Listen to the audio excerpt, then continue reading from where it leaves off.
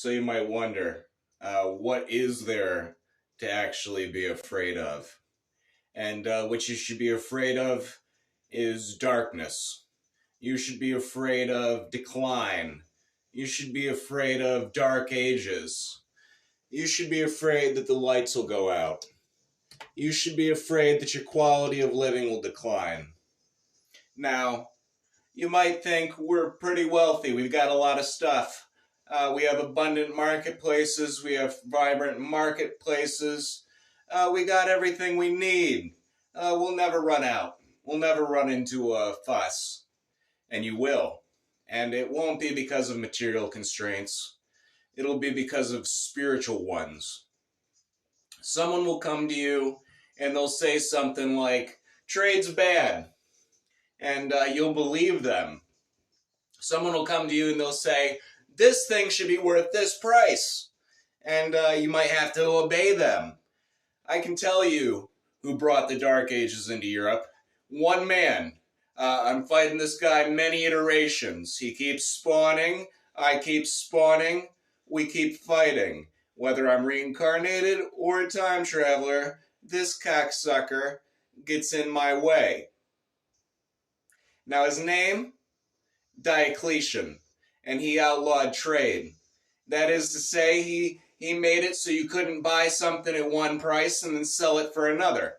And before that, we had been kind of cast into different professions. Things were getting fairly agrarian. But I'm telling you, this guy, he nailed our coffin shut. And for about 800 years, nothing worth a shit happened in Europe.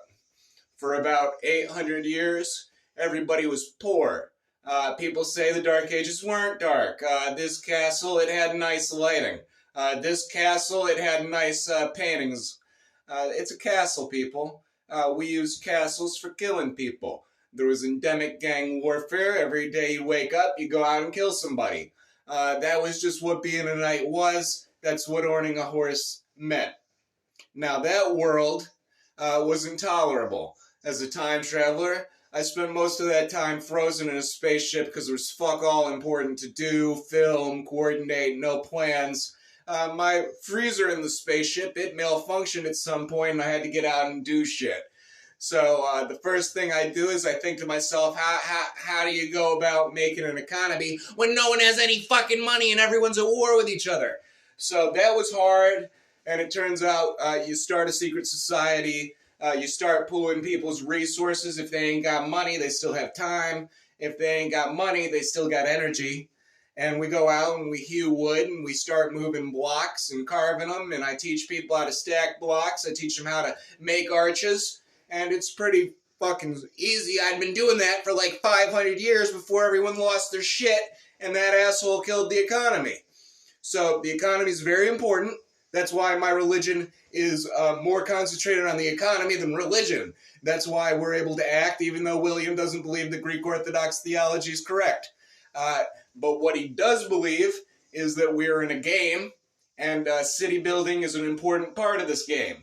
You could say that we're in Civilization. You could say we're in SimCity. You could say we're in Alpha Centauri. You could say that we're in a lot of games. But the one game we're not in is destroying the economy.